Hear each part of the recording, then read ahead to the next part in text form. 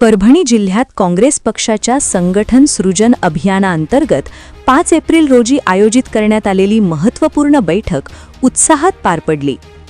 जिल्हा काँग्रेस कमिटीचे अध्यक्ष अब्दुल्ला खान उर्फ बाबाजानी दुर्रानी यांच्या प्रमुख उपस्थितीत ही बैठक संपन्न झाली. बैठकीमध्ये पक्ष संघटन मजबूत करण्यावर भर देण्यात आला. तसेच कार्यकर्त्यांना अधिक सक्रिय करण्याचे आवाहन करण्यात आले आणि जनसंपर्क वाढवण्यावर सविस्तर चर्चा करण्यात आली.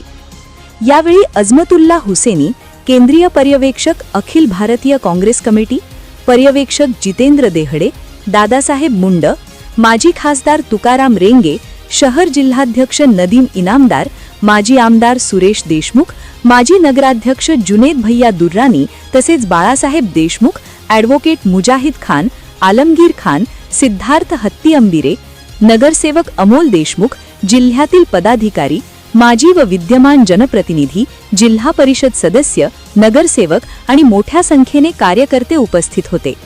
ही बैठक मौर्य लॉन, परभणी पाथरी रोड येथे पार पडली.